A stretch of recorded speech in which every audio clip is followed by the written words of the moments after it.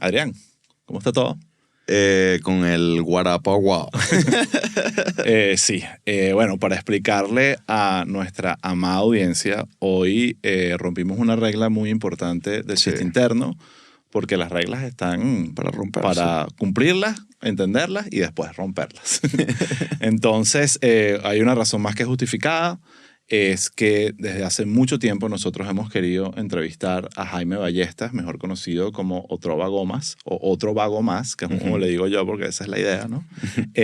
Y bueno, tuvimos el privilegio de hablar con él hace unos minutos. Sí. Entonces, quería dar un poquito, explicarles a la gente por qué este episodio es distinto. Lo hicimos remoto. Jaime está ahorita viviendo en Venezuela, se mudó de Budapest hace poco tiempo y bueno, él ya está, digamos, tiene sus añitos y no tiene sentido esperar a que venga aquí a Chiste Interno para que conversemos con él y dijimos, vamos a aprovechar esta oportunidad y conversar con él.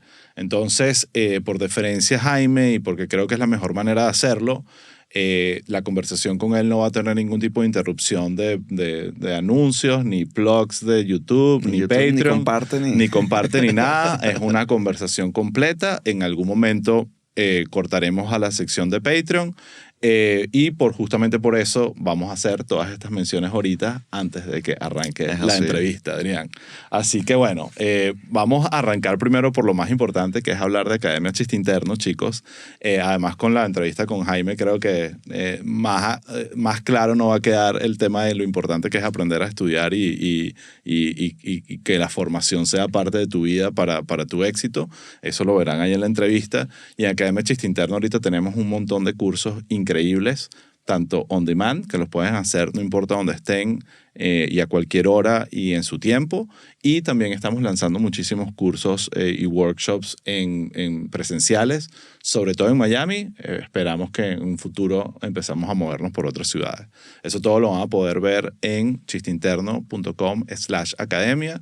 Ahí está toda la información. Así que bueno, si están interesados en cualquiera de los cursos que hacemos de capacitación de comedia, pásense por ahí, y vean lo que les gusta y cualquier duda que tengan nos escriban y ahí estamos pendientes de ustedes. Bueno, y lo otro, obviamente, Adrián, que hay que mencionar es Astro Studio, que es este bello lugar que hoy hicimos además un bello experimento de entrevista remota y salió hermosa. Quedó bello. Quedó bello, además poniendo también cariño en la grabación remota, no solo que técnicamente funcionara, sino que se viera bien lo que estábamos haciendo en Caracas. Que quiero aprovechar y mandarle un saludo a Zuc Films, de Kerman Zúcaro, que nos echó una mano por allá y la verdad es que quedó todo bello. Sí, así que nada, buenísimo. Ya saben, si quieren hacer un podcast increíble que no sea de comedia, no mentira, vayan a theastrostudio.com y ahí está Adrián pendiente de ustedes para cualquier cosa que necesitan, ya sea de podcast o de audio, que obviamente también tenemos nuestra gran sala de audio acá al lado. Ahí los atendemos. Ahí los atendemos. Y bueno, voy a aprovechar, como esto es una ocasión distinta y especial, muy especial diría yo, voy a hacer todas esas menciones que hago a lo largo del episodio de una vez para que no tengan que lidiar con ellas durante el episodio. Obviamente, nuestro canal de YouTube, por favor vayan a YouTube, escriban Chiste Interno y hagan todo lo que YouTube quiere que hagamos. Denle like, suscríbanse, obviamente, denle like a los videos, denle a la campanita para que le lleguen los reportes, o sea, los mensajes cuando hay episodios nuevos. Ahí en YouTube estamos haciendo episodios todos los domingos, todos los martes, por lo menos 2 episodios a la semana mínimo. Los compilados. A veces soltamos compilados, no todas las semanas, pero cuando vale la pena los soltamos y ruedan bien.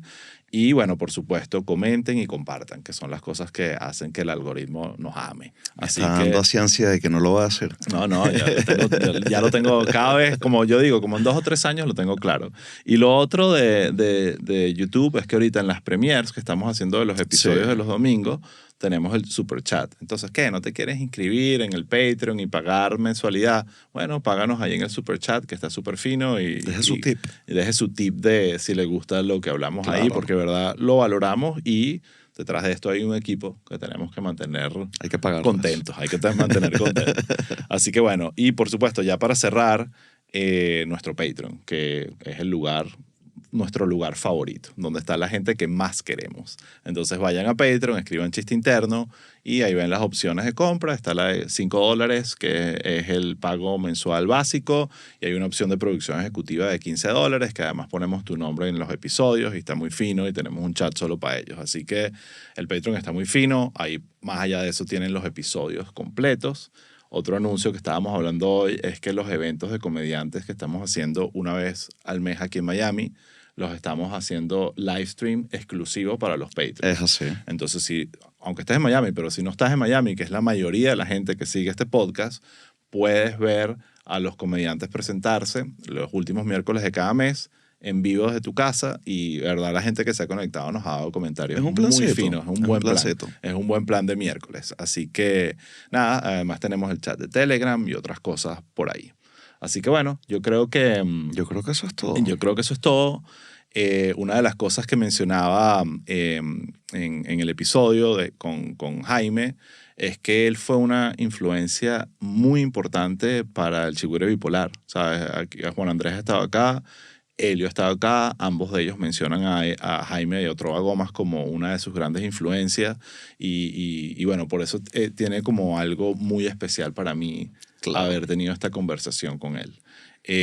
Pero más allá del tema de comedia, que es lo que la razón por la cual nos sentamos con Jaime a hablar de eso, lo más impresionante es la vida de Jaime. Es increíble. De verdad, es difícil para mí pensar a alguien que yo admire más en el deseo de lograr la felicidad que él manifiesta en su vida y en su ser y en su esencia. Y creo que en esta conversación tan profunda de qué es la felicidad, yo creo que este episodio les va a dejar muy claro de cómo se puede llegar a esa felicidad, no importa la edad que tengas, y continuando. O sea, Jaime tiene 87 años y ya nos comentó que tiene un plan para vivir al menos hasta 104. Sí. Y lo tiene bien marcado. Ojo, lo que sí quiero aclarar es que sí, suena como una vida bastante feliz, claro, pero con mucho trabajo. Claro.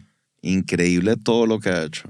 Es que creo que la felicidad un poco es consecuencia del el trabajo hambre también, de trabajo, de curiosidad, de hacer cosas, de explorar. De crecer. Es increíble. O sea, yo te podría decir que la vida de Jaime la pudiese repartir entre 10 seres humanos distintos y todos esos humanos se sentirían completos de lo que lograron. Muy arrecho. Entonces, bueno, señores, con ustedes la entrevista con Jaime Ballestas. Espero que la disfruten tanto como nosotros. Nos dejan sus comentarios ahí para ver qué les pareció. Así que bueno, gracias Adrián, gracias Kat. Pa'lante.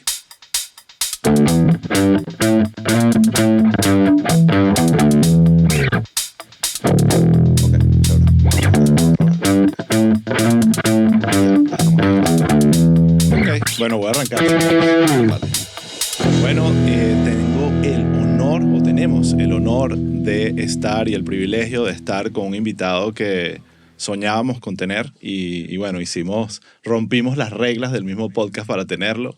Y nada, antes de entrar ya en toda la conversación, quiero presentarles al gran Jaime Ballestas, mejor conocido como Otro Vago Más. Bienvenido. Bienvenido, Jaime.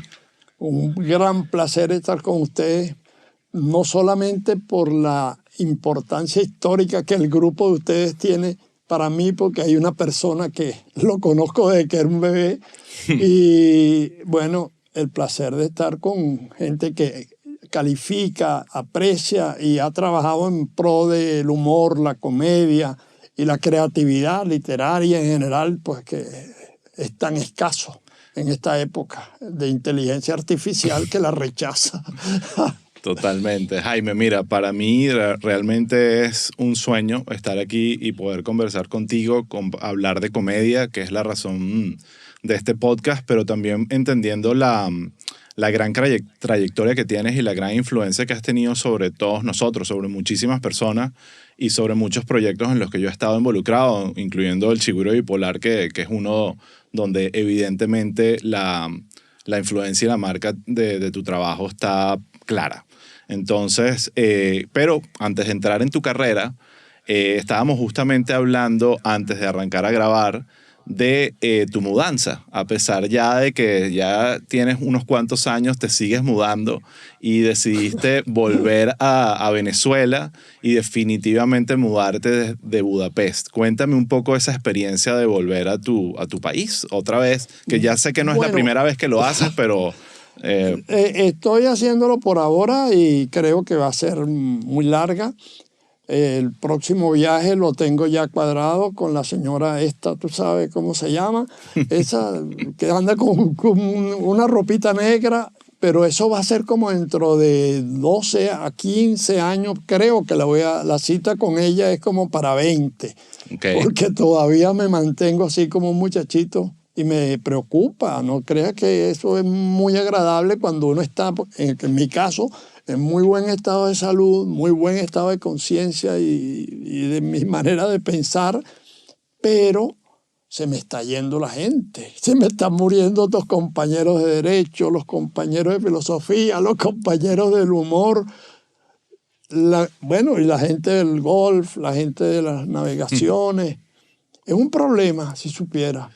En realidad, fíjate, la historia de mis viajes nace evidentemente con haberme ganado el primer premio, no de dinero, sino un premio especial de trabajo, porque da la circunstancia que hacia los años 63 yo le presté mi carro a un gran amigo, él, porque se casaba ese día, y el carro fue víctima de un abuso extremo de parte de un camión que se le vino encima y lo destrozó.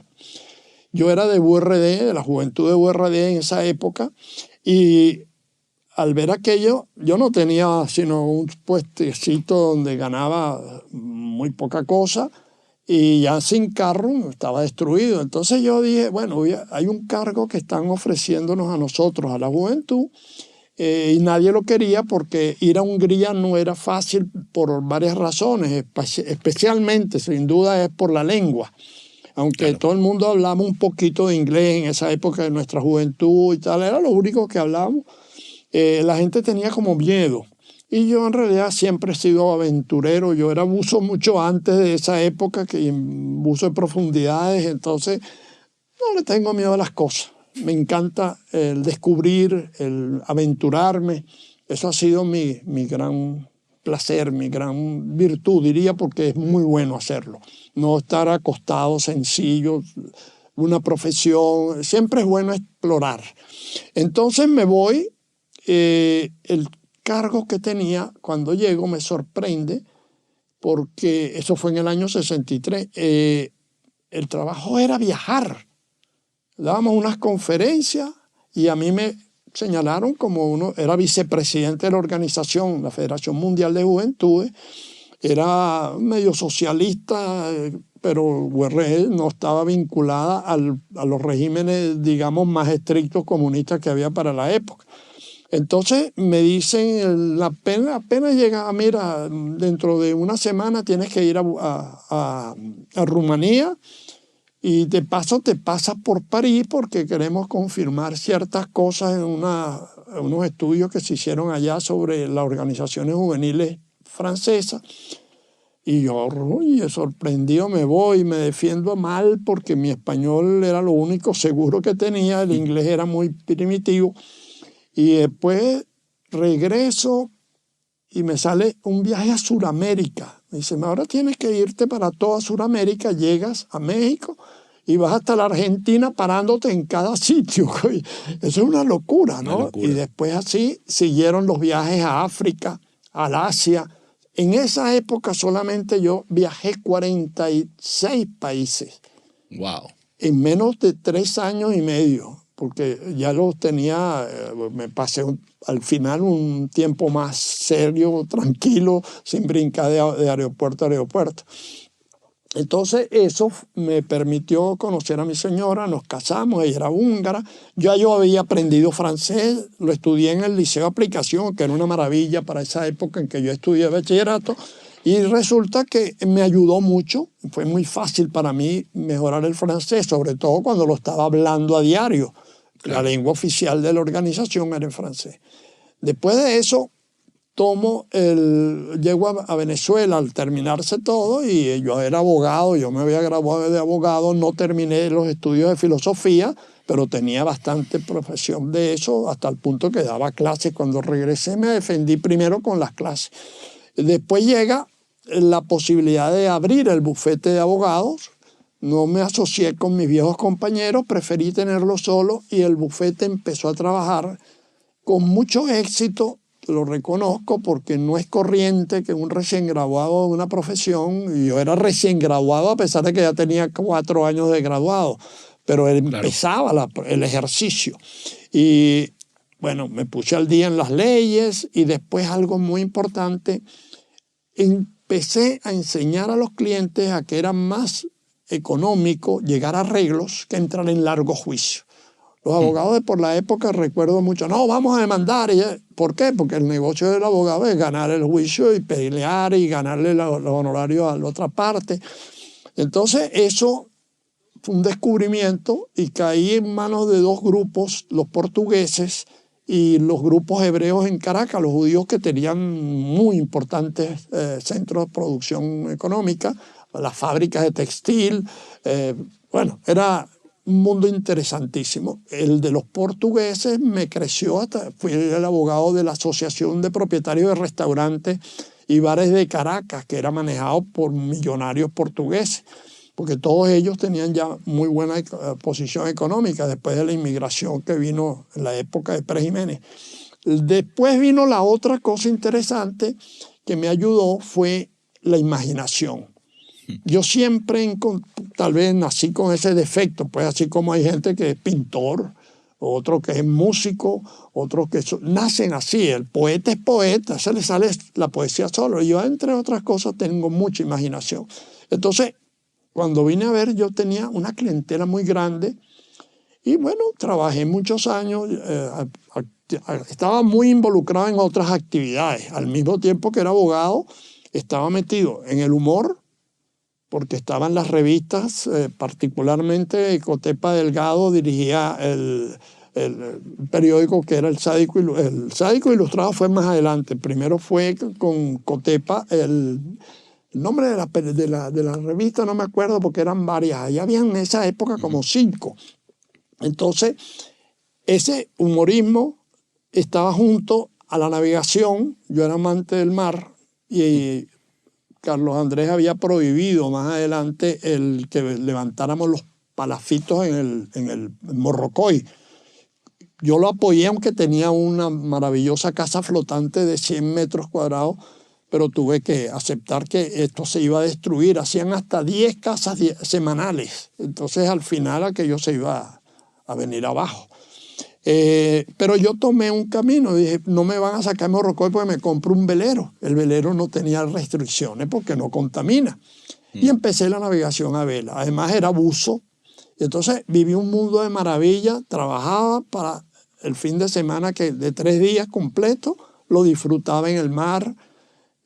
Viajé mucho en esa época, empecé a viajar por mi cuenta, ya no dependía de la organización, entonces fue una exploración. Yo era fotógrafo en esa época también, otra actividad que me apasionaba, y eso me llevó a viajar a los carnavales. Hice un libro que sacó una editorial con una muy buena muestra de 4 grandes carnavales del mundo. Después saqué otros libros, y ese trabajo común de fotógrafo, buzo, navegante, humorista, filósofo, porque nunca abandoné la idea con la filosofía, todo eso me llenó enormemente y yo tenía 3 virtudes para que todo funcionara.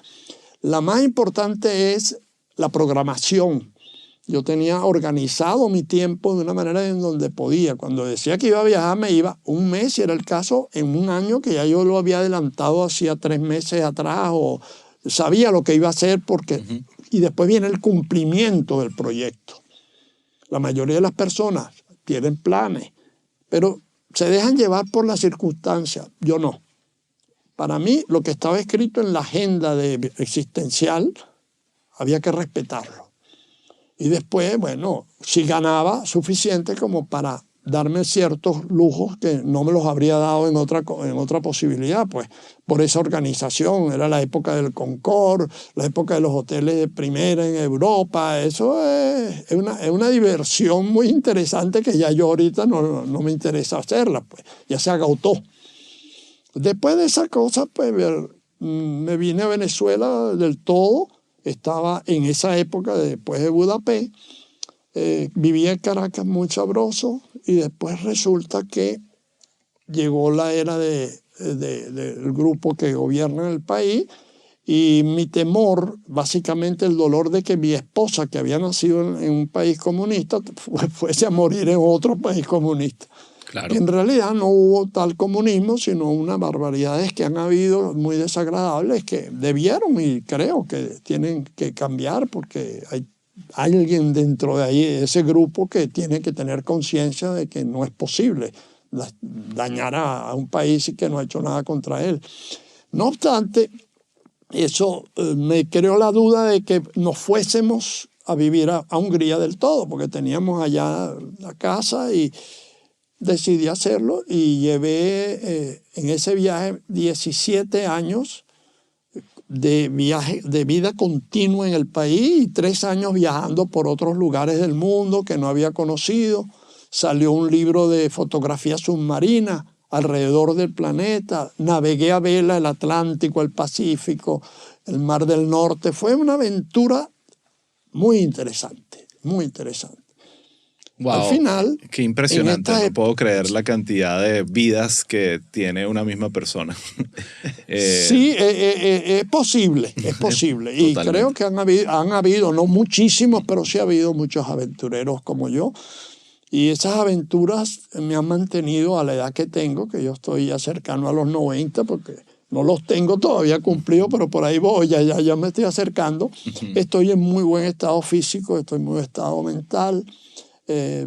Lógico, se pierden ciertas habilidades, pero yo todavía estoy demasiado dinámico y con proyectos muy interesantes a nivel de creación. Y descubrí que estaba siempre pendiente de eso, a establecer un sistema de felicidad absoluta hasta la muerte. Eso es muy difícil que la gente lo haga, porque después se quejan de que están solos o de que están enfermos cuando abusan o no se cuidan. Entonces, en ese programa están involucradas varias cosas. Una, que es muy importante, mantener la salud a base de una alimentación adecuada y un ejercicio continuo, regular, por encima de todo y a diario. Lo tengo hace más de 30 años. Ya yo vengo con la época de Charles Atlas. Imagínate. Eso ya pasó de moda, nadie se acuerda del pobre Charles. Después viene otra cosa que también me ha ayudado, que tengo mucho amor por el arte, por la música y por la lectura. Entonces, Dios mío, lo estoy descubriendo. Desde que regresé a Caracas, por estos días que estoy acá, empecé a establecer el programa que era obligatorio, 4 horas nocturnas, de las 6 de la tarde, 7 de la noche, a veces eso sí varía un poco, depende, pero dedicado a estudiar materiales que ya conozco. Por ejemplo, en filosofía regresé a Kant, algo tan duro y complicado. Mira, ahora lo veo tan cómodo. Lógico, no tengo la prisa. Todas las noches del mundo estoy oyendo sinfonías de toda la música clásica. No descarto la música folclórica, la popular, interesante. Y eso está programado por el resto de mi vida. Entonces, estoy condenado a ser feliz, pues. Bueno. Puede ser, va a ocurrir, no lo dudo, que el azar, él está presente, él es como el subconsciente, nadie lo ve, pero está ahí. Y el azar está girando, uno no sabe si me pega, pero mientras no llega, yo sé que voy a estar muy bien, muy agradado. Sí. Sí, los proyectos... Te iba a preguntar, varios, pero, disculpa que te interrumpa, sobre el tema de la felicidad, ¿no? Porque aunque parezca simple, el querer ser feliz, uno ve muchísimo que mucha gente se olvida de que esa es la meta más importante en la vida, la felicidad, y la confunden con el dinero, el poder, la fama, y realmente eso hay demasiados ejemplos donde eso no es que no te garantiza la felicidad. Y por eso Claro. me llama tanto la atención, tanto no solo en lo que dices, sino en lo que has hecho en tu carrera y en tu vida, que pareciera que tú has sido una persona obsesionada con mantener su felicidad como ser humano. Y quería que me siguieras explicando un poco cómo lo has logrado. Eso arrancó con Aristóteles, en cuya filosofía hay un pensamiento mágico de él que dice: la razón de la vida es la felicidad. Y después viene todo lo que él escribió y las cosas en la ética, Nicomaquia, que es la ética destinada a su hijo.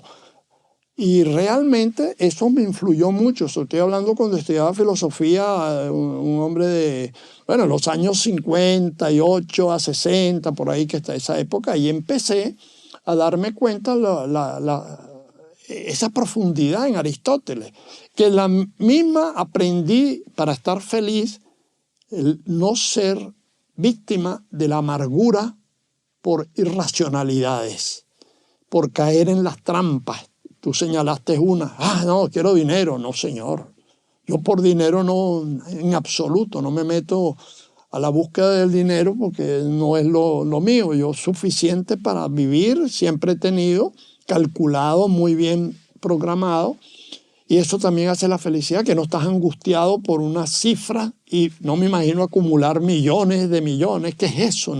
Lo esencial, cuánto vives, cuánto vas a poder vivir y cuánto es lo más razonable disfrutando la vida, no viviendo como un amargado que no, hay que producir y trabajando para uno mismo generalmente funciona, ¿no? Es un plan.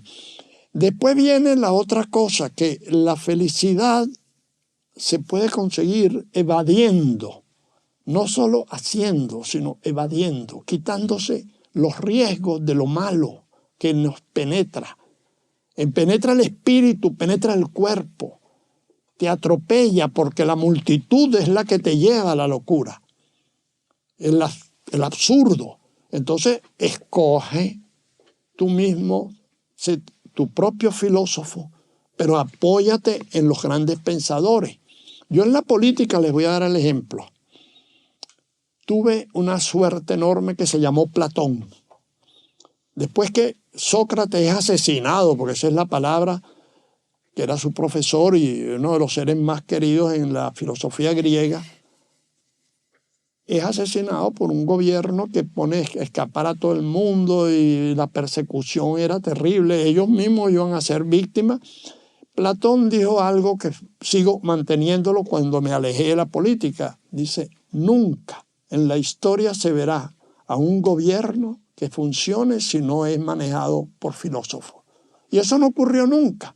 Ha habido, sí los hay, y los hay ahora, presidentes en donde realmente la calidad de su gobierno amerita un aplauso. Yo tengo uno que lo conocí personalmente, no fuimos amigos íntimos, nada de eso, pero sí tuvimos muchas relaciones en mis viajes a Finlandia, que fueron varios y de cierto tiempo. Se llamó Kekkonen. El presidente Kekkonen en Suecia fue reelecto 23 veces. Una locura, porque era tan perfecto todo su programa de gobierno. Un hombre que iba en bicicleta al despacho, iba a viajar, viajaba en turista. Era una persona que todo el mundo la adoraba. Y eso es una de las excepciones, y no lo dudo, han habido otros en todos lugares. Venezuela tuvo 2 o 3 presidentes que más o menos eran bastante buenos. Pero el peligro de la política es que la degeneran los venenos que penetran a un sistema, a un partido. Y ese veneno se expande. Cuando se expande, daña a todo el mundo. Es como, sí, es peor que el fentanilo, la droga que te deja paralizado como un idiota. Sí. ¿Entiendes? Eso es. Sí. Mira, ya que estamos justamente en esa conversación de felicidad, salte un poco. Preparándome para este episodio, vi tu TED Talk que hiciste en Caracas, donde te enfocaste un poquito, diría, en la ciencia del humor, que el humor no es solo hacer reír, sino que hay una ciencia detrás. Incluso hablas de la cantidad de músculos que se mueven si te ríes, todo ese tipo de detalles, y me pareció muy interesante ese ángulo de la comedia como medicina. ¿Puedes explicar un poco eso? Bueno, mira, te voy a explicar esto. El humor, curiosamente, es algo que no se aprende. Se puede intentar y algo obtener, pero se nace con la capacidad del humorista. Así como lo decía en la música, en otras actividades, que uno se sorprende cómo pueden captar un hombre como Dudamel, que puede dirigir unas 9 sinfonías de Mahler sin haber visto los libretos, las claves que tiene, las partituras no las ve, dirige por el puro oído, las recuerda, eso es anormal. Nació así, eso no es corriente. Incluso en los escritores.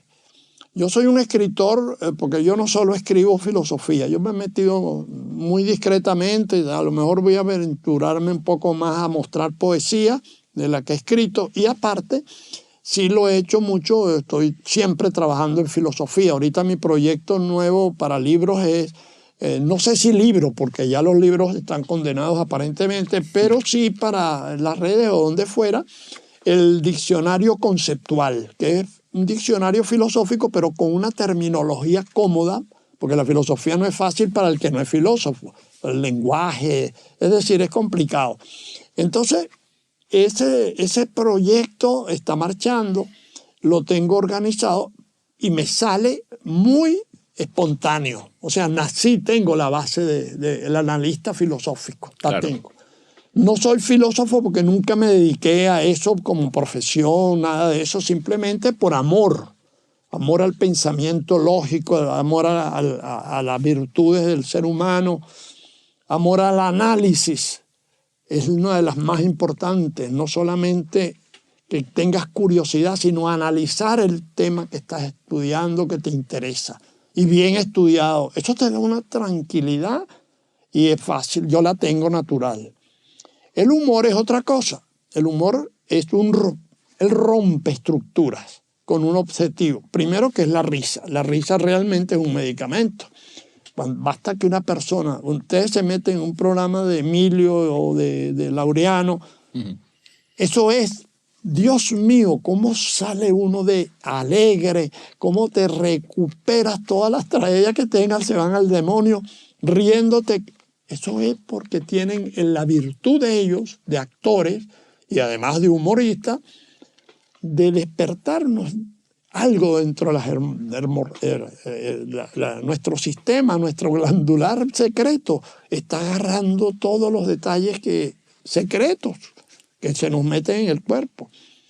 Entonces, eso me interesó mucho cuando yo era estudiante de bachillerato. En el Liceo de Aplicación nos impulsaron a los estudiantes a que hiciéramos periódicos de murales, es decir, un mural grande. Entonces había uno que yo trabajaba con ellos, Ariel se llamaba, y el cual yo tenía una paginita, un texto, pues escribí un textico escrito en una hojita que se pegaba ahí en el mural y era de humor. Y la gente le gustaba mucho. Inventé allí el nombre de Otrova Gomas.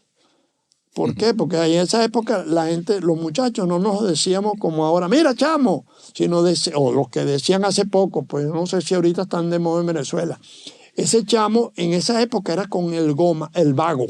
Mira, vago, vente, el vago ese. ¿Entiendes? Era ese tipo de nombre y yo le puse otro vago más. Hermoso. Entonces, eso nos llevó, lo saqué con Luis Brito García, un periódico, eso pasa a la universidad. Yo me gradué de bachiller y me voy a estudiar Derecho, y en la Facultad de Derecho creamos con Luis Brito García, que él era caricaturista y un muy buen humorista y es un muy buen literato. Entonces creamos un periódico que se llamó El Torturado. ¿Y eso era un periódico o era un mural?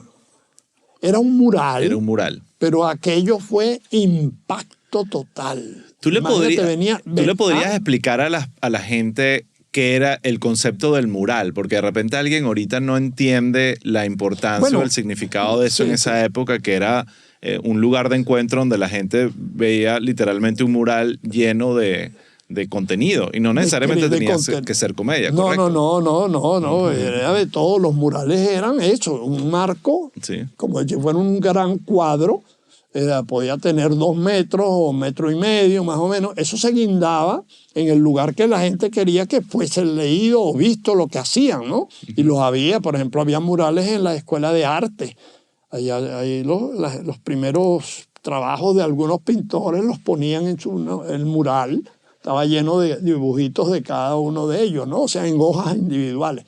Claro. Ese mural del torturado nos llevó a mí y a Luis Brito a 2 cosas. Una, el placer de descubrir que nosotros estábamos escribiendo algo que le gustaba, era puro humor.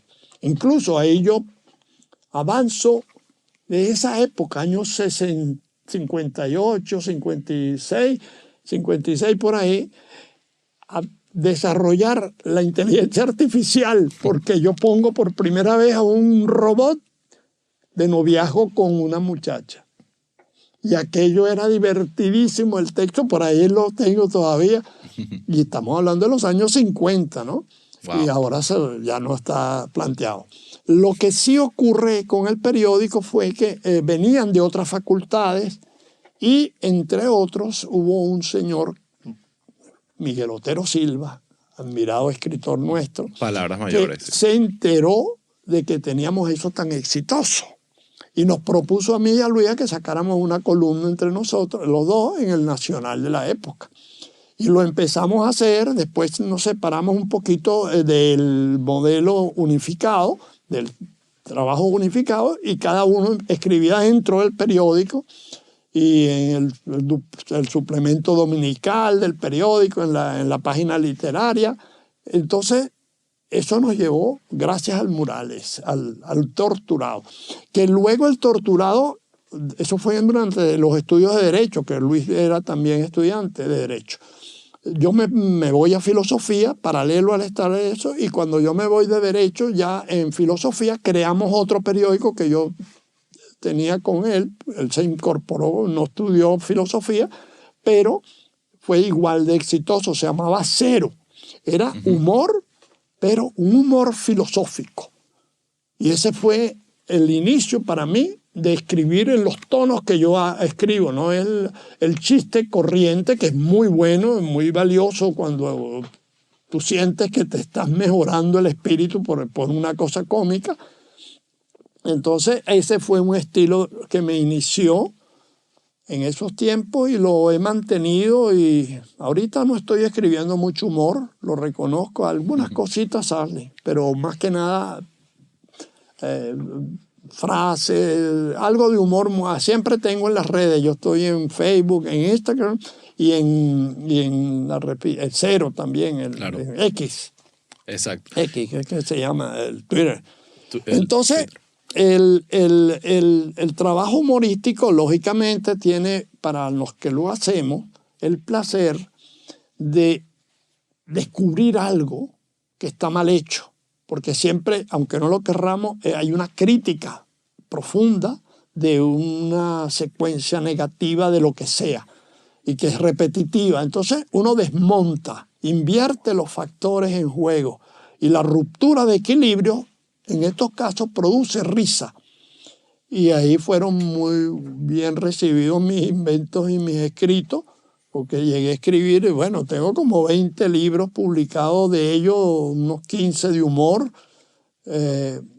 Muy contento estoy porque fueron vendidos en cifras extremas. No, es decir, me consideraban que era uno de los que vendía más libros en Venezuela, en una época cuando estaban de moda. No lo dudo, que también había un factor que me ayudó, sin quererlo, porque ellos me llamaron. Era el canal de televisión, el canal 2. RCTV. Sí, ellos me invitaron a que yo trabajara en algunas cositas con ellos, y entre otras, cuando salió un libro, en la noche me sacaban una super publicidad porque no tenían digamos, esa hora, 11 de la noche, Claro. 12 de la noche, nadie lo veía, pero sacaban las cosas del Otrova Gomas, que era un personaje raro, extraño. El hombre más malo del mundo era el primer libro que salió con ese Correcto. tipo, y que tuve que usar el seudónimo para proteger el abogado. La clientela del abogado iba a ponerse nerviosa cuando dice, oye, ese es mi abogado y está haciendo reír a todo el mundo. Eso es como raro.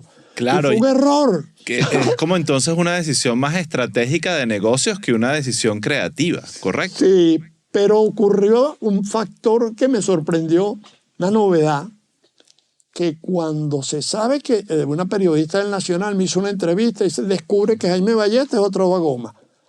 Y los clientes que no tenían trabajo particular estaban empeñados en que yo les atendiera por un caso, era solo para conocer al humorista. Claro. Porque ese entiendo. libro, El hombre más malo, lleva como 26 ediciones. Wow. Eso ha sido desde esa época, esos son miles de ejemplares vendidos, y con una suerte que estoy contento de haberla disfrutado. Los libros míos no se pueden prestar. El que los recibe prestado nunca No los lo devuelve. devuelva, tal cual. Y eso yo creo que es valioso porque significa que gusta mucho. Es la mejor Estoy crítica que puedes recibir, que tus libros Es la que he se recibido. roban. Yo nunca he recibido por ahí unos premios de algunas cosas, pero estoy contento con la mía. Me tradujeron al inglés, al húngaro, varios cuentos. Y eso me basta. El hombre más malo fue el primero, pero luego vinieron otros y lo siguen buscando. Desgraciadamente, Venezuela no. Todo el planeta está viviendo una crisis a nivel de la literatura.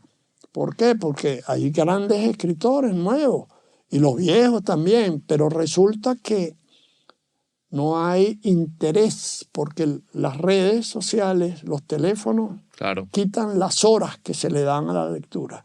Sí. Yo mismo fui víctima.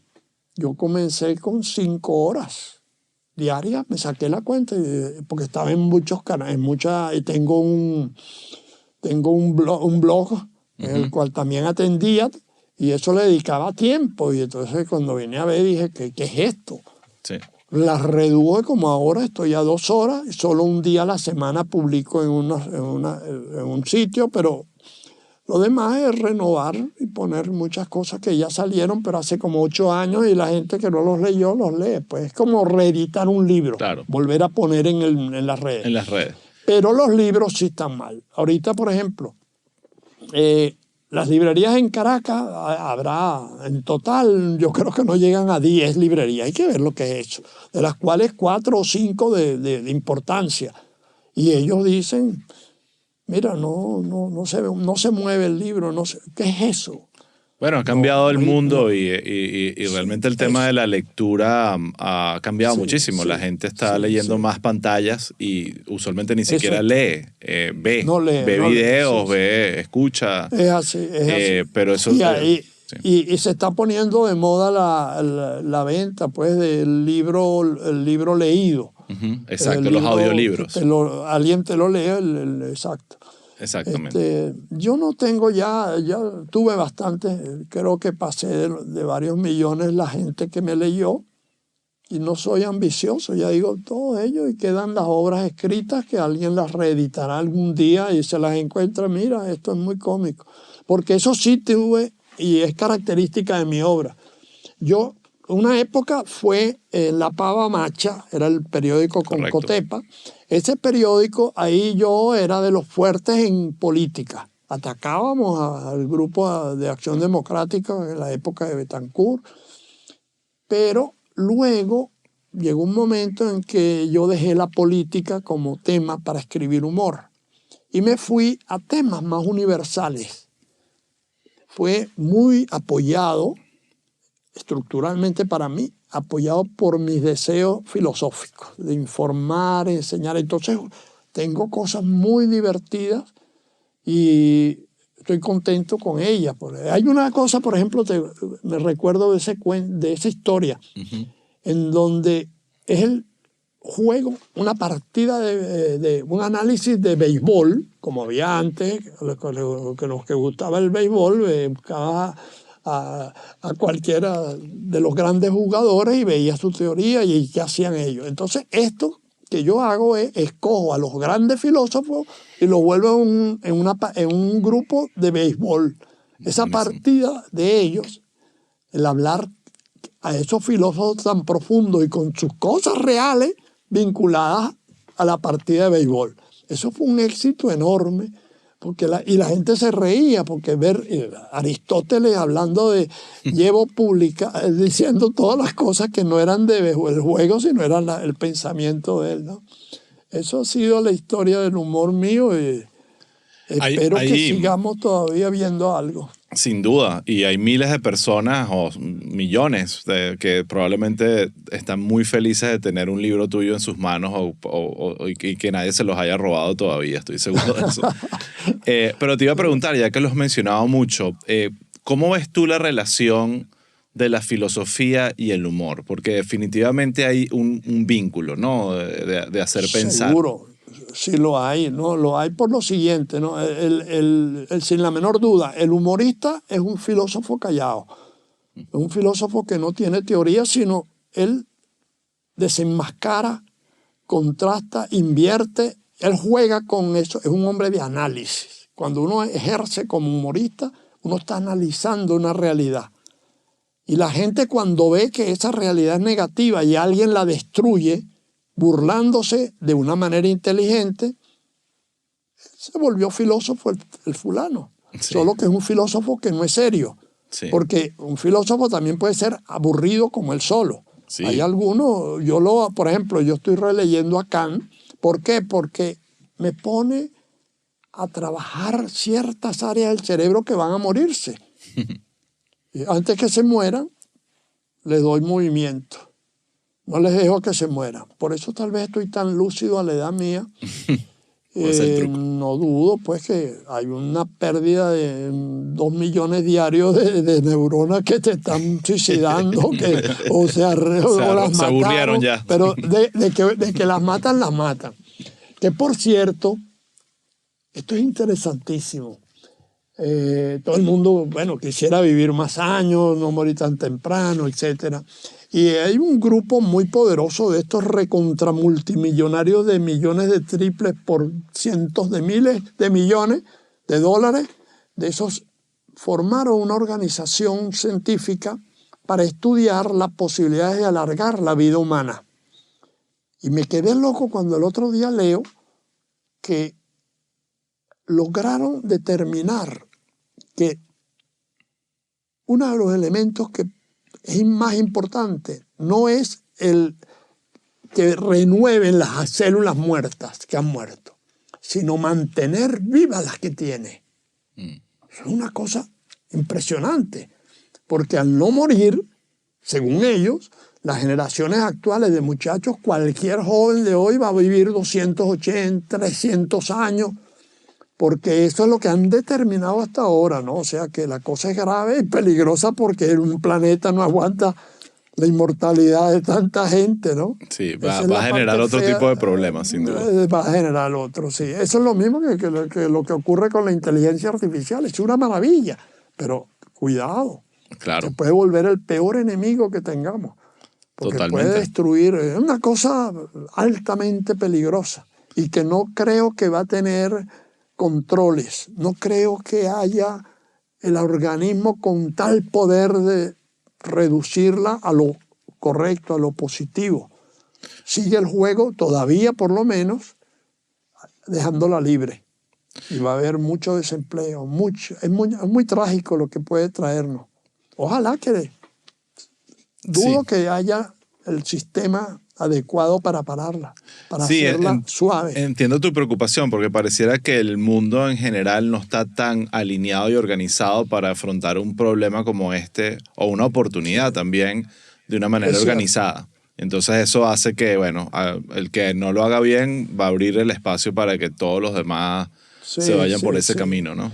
Sí, sobre todo porque hay liderazgos políticos mundiales en distintos países. Entonces, vamos a decir, por azar, los ingleses decidieron limitar en ciertas áreas, etc., pero los alemanes no, o a lo mejor en los Estados Unidos ni soñarlo, un Trump es capaz de cualquier cosa, Y si vas a China, todavía peor a lo mejor. Ese es el problema que tiene. Y así una serie de problemas. Sí. Rescatando un poco, ya para cerrar la parte de la filosofía y el humor, que me parece tan fascinante, hay una frase que tú dijiste en este TikTok que me encantó, que es: el humorista destruye lo que sobra de la realidad. Y eso me parece fascinante, es una manera muy bien de ver, déjame quitar todo lo que está de más aquí que no tiene sentido, para dejar la realidad expuesta. ¿Me explico? Sí, es un limpiador, de lo que estaba explicando. Pues, él limpia un espacio corrupto, sucio, que tiene fallas, tiene manchas. El humorista limpia, entonces te presenta todo el paquete cómodo. Claro. Y ese es el... yo inventé, por ejemplo, yo en los inventos he creado cosas muy agradables que hacen reír. Creé la primera silla eléctrica solar. Y la tengo. Es igualita a una silla eléctrica de la que hacen en la norteamericana, pero en lugar de tener enchufe, tiene su palito y el preso se le tapan los ojos y se pone su solar hasta que el sol lo mate, ¿no? Ese tipo de cosas, el que la ve, encuentra algo negativo, como es la ejecución y tal, la ve cómica, ¿ves?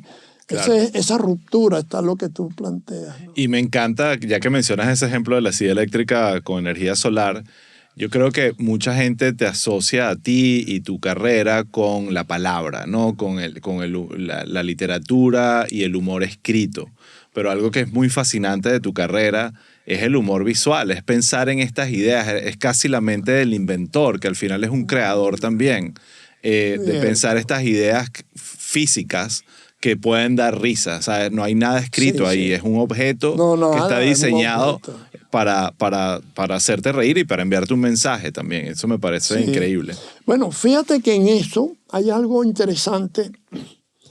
Tengo que comenzar por explicarle. Yo tengo un grupo de objetos. No es un grupo, sino son 25 colecciones diferentes en un nivel extremo. Yo soy extremista en ciertas cosas y esa ha sido una. Y sin duda me ayudaron dos cosas. Una visita al Museo del Hombre en París. La primera vez que yo llegué a París no conocía nada, nunca había viajado así lejos, nada. Simplemente llego al museo, entre otras cosas, y veo arte africano, que yo nunca lo había visto. Unas piezas, caramba, me llamaron mucho la atención, las máscaras. Y yo quedé tan entusiasmado que después, estando en París mismo en esa oportunidad, dije, yo voy allá a comprarme una mascarita para tenerla de recuerdo de eso. Y después, como quedé viajando otras veces a París, cada vez que iba compraba otra mascarita, una escultura africana, y terminé con una colección africana de arte africano bastante interesante, bastante numerosa en muchos años. Pero así ha sido con las máquinas de escribir. Tengo las máquinas de escribir antiguas, más de 85 máquinas. Wow. Tengo las colecciones de Netsuke, las piececitas estas en mármol, ¿cómo se llama? En el ivory. Que tiene marfil. la japonés, el marfil. Luego tengo la de anteojos antiguos. Tengo la de armas antiguas de la época, digamos, antiguas, pues totalmente inoperantes. Pero así muchas. Tengo las de monedas, todo ese tipo de cosas antiguas. Y se me ocurrió que no para mí, sino para preservar el valor histórico de piezas que se iban a olvidar y despreciarlas. Y cuando vengo a ver, se me formaron las 25 colecciones muy completas. Ahí hay de rocas y piedras, de venenos, cosas insólitas también. Wow. Entonces, pero la vinculé a un museo que siempre he tenido y hemos tenido todos los humoristas, en el fondo tenemos siempre la gana de hacer lo que se llama el Museo del Humor. Hay varios proyectos y algunos los hicieron. Graterolacho tenía uno muy pequeñito, pero era muy divertido. Entonces la idea era el museo que comprendía, por un lado, los inventos míos, ¿no? Tener 20 o 100 piezas, porque son muchas. Tengo 3 libros, Confesiones, invenciones y malas intenciones y el jardín de los inventos. Ahí hay bastante, pero yo tengo una cantidad muy grande de inventos cómicos. Entonces se fabrican y los íbamos a hacer en Canarias, en Gran Canaria, en Tenerife, pero desgraciadamente el alcalde, que se entusiasmó con mi proyecto, que está escrito todas las posibilidades de lo que íbamos a hacer, se murió en la época del COVID, y entonces allí nadie estaba enterado ni le interesó y yo tampoco me interesé con ellos, me quedé quieto. Pero ese museo del humor tenía, por un lado, los inventos, después venían las caricaturas que tengo muy completas de todos los grandes caricaturistas europeos que yo tuve ocasión de ver. Y después tenía un salón para esas conferencias que dan los humoristas en Caracas. Y luego de haber recorrido todo eso, venía las exposiciones también. Es Claro. decir, que un caricaturista presentaba su obra para que la comprara el público. Entonces, al terminar, entrabas al de las colecciones. Y aquello es un museo, pero notable de interesante, porque estás divirtiéndote y luego viendo historia y empiezas realmente muy, muy raras. La colección mía de piedras es casi de museo de alto nivel europeo, que ya son grandes. Ves rocas, las cosas más raras, no son muy grandes, todas son piezas pequeñas. Igual que la colección, la considero bien rara, la de venenos. Increíble. Los frascos originales viejos, una cosa así. Ese tipo de locuras formaban parte de ese museo. Y ahí está, no sé si termino consiguiendo a alguien que le interese el proyecto y se asocia conmigo, porque es demasiado para una sola persona ocuparse de eso. Y luego la otra posibilidad que, bueno, algún día voy a morirme, pues cuando me muera, mi casa pues sea considerada como un museo del humor y ahí estén lo que proyecté y nunca se dio, pues. Sí. Porque ahorita voy a ver si lo muevo un poco. Igual estoy seguro que alguien escuchando esta conversación cuando la publiquemos va a estar muy interesado en colaborar de alguna manera, porque en verdad la idea me parece necesaria, ¿sabes? Creo que es muy importante darle un poco de estructura a eso que has ido coleccionando durante toda tu vida. Eso me parece muy increíble. Importante. Porque... Sí. Entonces, bueno, estoy seguro que de ahí algo saldrá de aquí de esta conversación, estoy seguro. Ojalá. Explícame, Oye, ¿tienes alguna metodología o una filosofía detrás de escribir? Un ritual? ¿Cómo lo haces? ¿Escribes en computadora? Mira, se los voy a mandar en las memorias que acaban de salir. No llegaron a Estados Unidos, he estado por pasarlo por Amazon, pero les voy a mandar a los dos, a cada uno, un libro de las memorias y ahí te va a decir bien largo, bien largo no, sino bien explícito, muy explicado cómo yo, puedes hablarlo ahora, pues si quieres, cómo yo escribo. Claro. La rutina, pues. Exacto, la metodología de cómo escribes. Sí, cómo hago las cosas. Bueno, buenísimo. Esperamos ese libro. Mira, algo que tú mencionas que me pareció fascinante, porque la gente a veces no se detiene a pensar en esas diferencias, es la diferencia entre la sonrisa y la risa. Y cuando tú lo explicas, tiene el absoluto sentido. ¿Podrías explicarnos aquí la diferencia entre la sonrisa y la risa? Bueno, la sonrisa es una respuesta, vuelvo a caer en eso, analítica, filosófica, silenciosa de las personas ante esa ruptura que ha presentado el humorista. La carcajada es una explosión que sale directo del cerebro porque no puede aguantarla ni analizarla, sino es una ruptura del equilibrio tan fuerte que hace que salga la carcajada. Es muy simple, pero ahí la diferencia es esa. Una es analítica y la otra es impulsiva, natural. Sí, porque uno podría malinterpretar que la sonrisa es una reacción leve de la risa, ¿sabes? No me dio tanta risa, simplemente sonreí. No, el chiste no fue tan bueno, solo te voy a dar una sonrisa en vez de la carcajada. pero lo que tú estás planteando es casi que lo contrario, que la sonrisa al final tiene un poder más intelectual porque el cerebro está Claro, analizando cosas de lo que el claro. comediante o el humorista está diciendo, Y ¿correcto? precisamente lo que tú no sabes es, cada quien tiene una respuesta ante el producto de humor.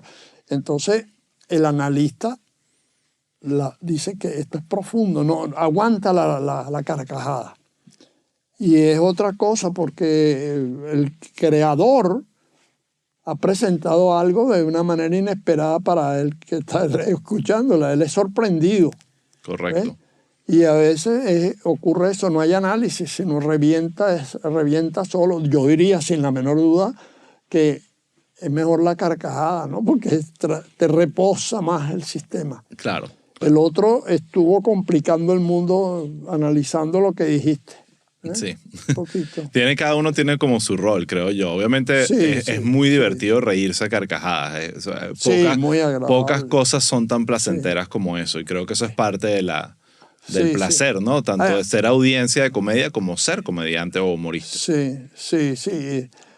Hay dos, ¿no? Está la carcajada, o sea, la risa esa explosiva, y hay otra muy interesante que es el abrazo.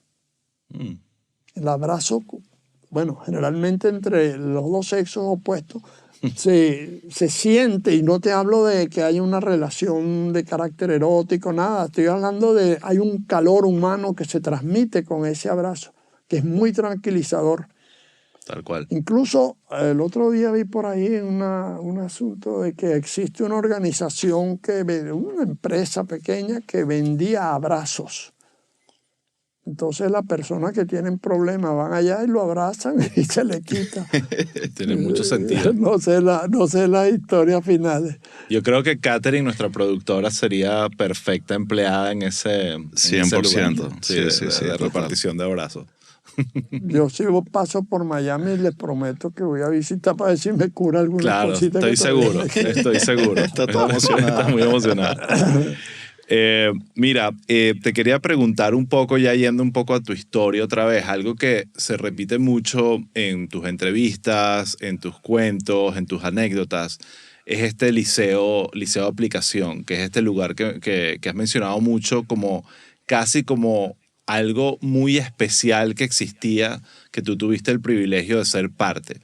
¿Podrías explicar qué fue lo que te dio ese lugar que te construyó la maravillosa persona en la que te convertiste? Sí, bueno, mira, diría que no soy yo solo. Claro. Ese fue, el liceo se llamaba Liceo Aplicación, él era un liceo experimental del centro docente de Venezuela, que estaba enfrente, al lado del hipódromo, estábamos cerca del hipódromo El Paraíso, y era de una calidad tal los experimentos que hacía ese liceo, que todos los que fuimos estudiantes de ese liceo lo reconocemos, de que aprendimos demasiado, todo.